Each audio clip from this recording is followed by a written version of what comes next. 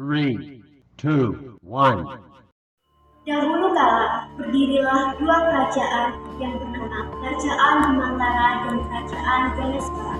Kerajaan Bimantara yang dipimpin oleh Raja Kalandra Bimantara dengan permaisurinya yaitu Nyai Respati Bimantara. Mereka dikaruniai seorang putra tampan, gagah dan bijaksana yang mereka namai dengan Raden Ganendra Bimantara. Kerajaan Bimantara merupakan kerajaan kaya, masyhur dan memiliki rakyat yang hidup sejahtera. Saat Raden Bimantara beranjak dewasa, sang raja mengalami sakit parah dan kemudian wafat. Kerajaan Bimantara kemudian dialih kepemilikannya kepada sang ratu yaitu Nyai Respati Bimantara. Anakku, bagaimana dengan latihan kepemimpinan muda Ilmu Kusuma? Sangat baik ibunda, namun belum semua ilmu dapat dikuasai. Baiklah anakku, belajarlah lebih giat supaya kamu bisa cepat menggantikan posisi ibunda, karena usia ibunda yang sudah tak muda lagi. Maaf Baginda Ratu, apakah ini tidak terlalu cepat untuk Raden Ganendra menggantikan peran Baginda? Aku tahu Panglima, namun jika tidak Ganendra, siapa lagi yang pantas menggantikan posisiku? Anakku hanya satu, keputusanku juga sudah bulat. Aku berjanji akan terus berusaha ibunda. Baiklah anakku, ibunda ada upaya untuk memperkuat posisimu sebagai penerus ibunda kelak. Bagaimana jika kamu ibunda jodohkan dengan sang putri dari kerajaan lain? Baiklah ibunda, dengan berat hati hamba akan menerima. Besokan harinya, Raden Ganendra melakukan pelatihan bertahan hidup di hutan bersama Panglima Kusuma. Raden, sebaiknya kita beristirahat saja di sini, karena langit sudah petang dan bulan sudah menunjukkan keberadaannya. Apakah kita akan bermalam di dalam hutan? Ya, ini termasuk dalam pelatihan kita. Bukankah itu terlalu berbahaya? Entah mengapa firasatku mengatakan akan terjadi hal buruk di sini. Tenanglah Raden, ada hamba yang akan menjagamu di sini. Sekarang kita berburu untuk santapan malam ini. Baiklah, lebih baik kita berpencar untuk mempercepat dalam menangkap hasil buruan. Ya. Namun, tanpa sepengetahuan Raden Ganendra, Panglima Kusuma memiliki niat jahat. Sang Panglima pun diam-diam mengikuti Raden Ganendra dengan tombak di tangannya dan langsung melemparkannya dengan sengaja ke arah Ganendra. Maaf, sangat mudah dibodohi Raden Ganendra. Kau ternyata berkhianat, Panglima. Selamat tinggal, Sang Raden pun terjatuh dari jurang yang di bawahnya terdapat laut dengan ombak yang tinggi. Kemana anakku? Kenapa hingga saat ini dia tidak kunjung kembali? Mohon ampun, hamba membawa kita. Berita apa Panglima? Kenapa aku pulang sendirian? Di mana anakku? Kenapa kau tak pulang bersamanya? Maaf Baginda, Raden menghilang saat kami berburu di dalam hutan. Apa? Bagaimana itu bisa terjadi? Apa kau tidak menjaga putraku dengan baik?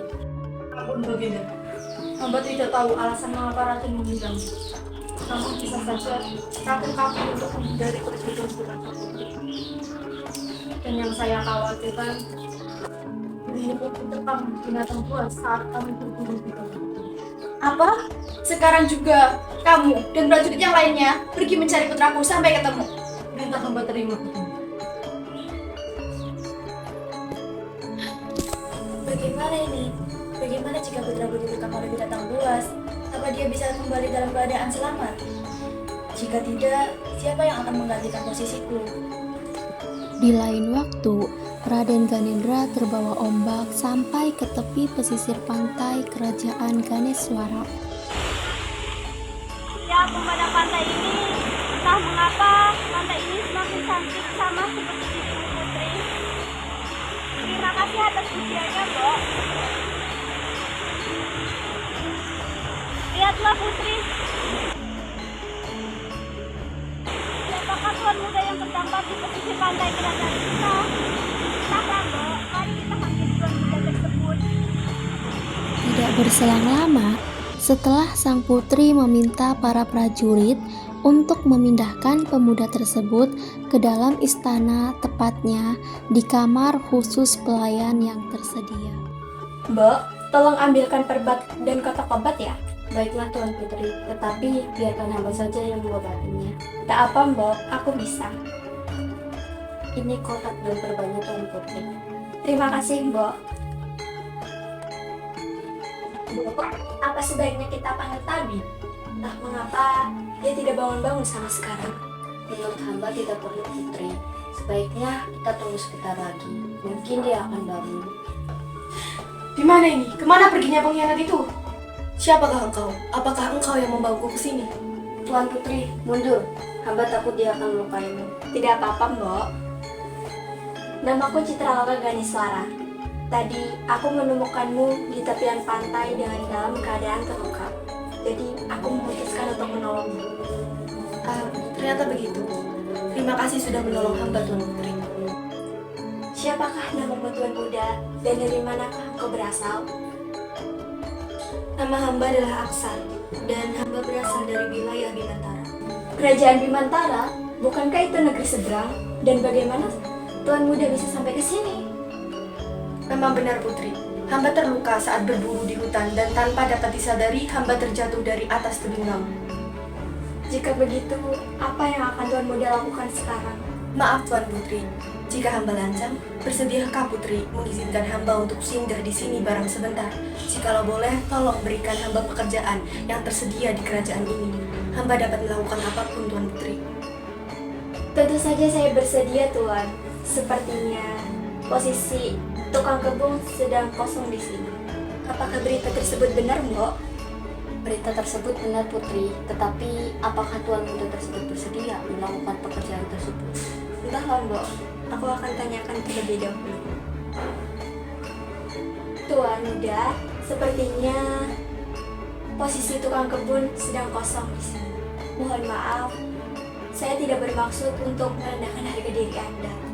Tetapi hanya pekerjaan tersebut yang tersedia di kerajaan ini. Tidak apa-apa, Tuan Putri.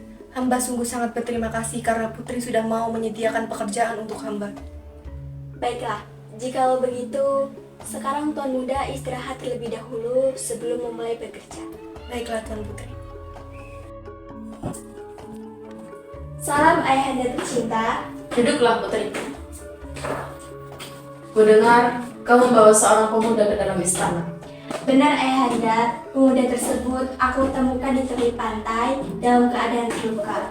Jadi aku memutuskan untuk menolongnya. Siapa dan dari mana dia berasal? Pemuda tersebut bernama Aksa. Beliau dari wilayah Bimantara ayahanda. Kebetulan sekali putriku. Ada yang ingin ayahanda sampaikan kepadamu. Gerangan apa yang ingin ayahanda sampaikan?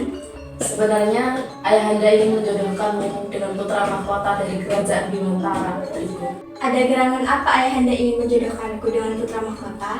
Tidak ada alasan yang istimewa, putriku. Ayah hanya ingin menjalin kerjasama untuk memperkuat kedudukan kerajaan kita. Baiklah ayahanda, jika itu yang terbaik untuk kerajaan kita, hamba menerimanya dengan lapang dada. Saat Aksa melakukan pekerjaannya, dari arah atas, Putri Citraloka memandang teduh Aksa yang tengah tekun melakukan pekerjaannya. Kenapa Tuan Putri? Tidak apa-apa, Mbok. Putri diminta untuk menemui Yang Mulia Raja. Baik, Mbok. Terima kasih atas informasinya. Setelah 1 bulan kemudian, Aksa memutuskan pergi menemui sang putri untuk meminta izin kembali ke wilayah asalnya. Jika hamba mengganggu waktu sampai Anda, ada yang ingin hamba sampaikan? Tidak apa-apa, Aksa. Silahkan duduk terlebih dahulu. Begini, Putri. Hamba ingin meminta izin untuk kembali ke wilayah kerajaan hamba. Terima kasih atas segala hal yang Putri berikan kepada hamba. Baiklah, jika itu keputusanmu. Sebelum itu, apakah saya boleh bertanya satu hal? Tentu, Putri. Apa yang ingin Putri tanyakan kepada hamba? Sebelumnya, ini tentang wilayah kerajaanmu. Apa engkau tahu siapa nama putra mahkota kerajaan Bimantara? Tentu hamba mengetahuinya, Putri. Beliau bernama Raden Ganendra Bimantara. Kenapa Putri menanyakan hal tersebut? Tidak apa-apa, saya hanya ingin tahu. Baiklah, jika sudah tidak ada lagi yang ingin Putri tanyakan, hamba izin untuk kembali ke wilayah kerajaan Bimantara. Di lain tempat, tepatnya di kerajaan Bimantara, Panglima Kusuma merencanakan pengancaman terhadap ratu agar bersedia memberikan tahta kerajaan kepadanya. Salam Ratu, ada yang ingin hamba bicarakan. Apa yang ingin mengatakan kepadaku, Panglima? Sudah 1 bulan terlewati, tetapi misi pencarian Raden belum juga membuahkan. Bagaimana tindakan Ratu selanjutnya? Kita tidak mungkin membiarkan kerajaan Bimantara dalam kekosongan tahta. Apalagi Baginda akan melepaskan kedudukan kepada Ratu. Persetan dengan tahta dan segala macamnya. Aku hanya ingin putraku kembali untuk saat ini. Bagaimana jika Raden kembali hanya tinggal nama? Apa yang kau bicarakan, Panglima? Aku yakin Ganendra masih hidup. Begini saja. Bagaimana jika tahta kerajaan ini diberikan saja kepada? Maaf, Panglima, tapi aku tidak bisa. Mengapa, Baginda? Selama ini hamba telah mengabdi kepadamu. Namun di mana kepercayaanmu? Aku hanya akan memberikan tahta kerajaan ini untuk putraku seorang. Baginda Ratu, andai jika Baginda langsung menyetujui permintaan hamba tidak akan melakukan hal seperti ini. Hamba akan bertanya satu kali. Baginda bersedia memberikan tahta tersebut atau tidak? Apa yang kau lakukan, Panglima? Jawab saja pertanyaan hamba, Ratu. Aku, Ratu Raispati Bimantara, tidak akan memberikan tahta kerajaan ini kepadamu, Panglima. Bertepatan dengan itu semua, Apa yang kau lakukan pada ibuku, Panglima? Berani-beraninya ternyata Raden telah sampai di wilayah kerajaan. Maaf, Panglima. Tetapi pengkhianatanmu lah yang memberiku jalan untuk melihat rupamu. Panglima Kusuma akhirnya wafat setelah keris itu mengenai tepat di jantungnya. Selang beberapa hari, Raden telah diangkat menjadi seorang raja.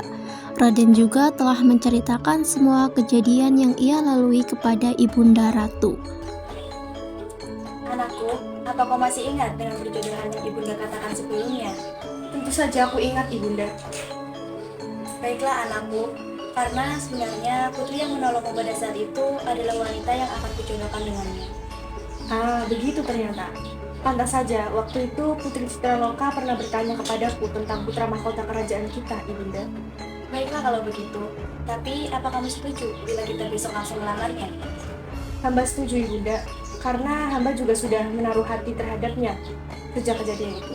Keesokan harinya, Sang Ratu dan Raden mendatangi kerajaan Ganeswara untuk melamar Putri Citraloka. Raja, Anda kedatangan tamu. Iya. Salam Raja. Salam. Maaf bila kedatangan kami tidak sesuai dengan hari perjanjian kita. Tidak apa-apa. Mungkin kan lebih cepat lebih baik. Silakan duduk. Aku akan memanggilkan putri. Mbok, tolong panggilkan putriku ya. Baiklah Baginda. Duduklah. Terima kasih ya, Mbok. Putriku, perkenalkan, mereka adalah keluarga kerajaan Bimantara yang ayahanda ingin jodohkan kepadamu. Tunggu, Aksa, apakah benar ini kau? Ada apa putriku? Kau sudah mengenalnya? Jadi begini Raja, putrimu adalah penolong anakku pada saat ia tersesat dan terjatuh ke dalam laut.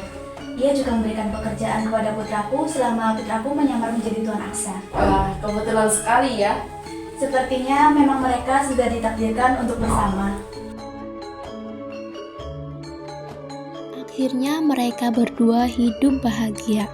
Pesan moral dari cerita tersebut adalah terkadang musuh paling berbahaya justru datang dari orang terdekat. Pengkhianatan adalah pengingat yang menyakitkan bahwa tidak semua orang layak atas kepercayaan kita. Jadi, tetaplah waspada pada setiap kejadian yang ada.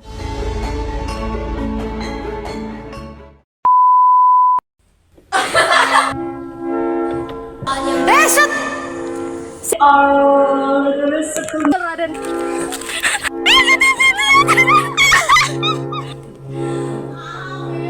Banyak khawatir.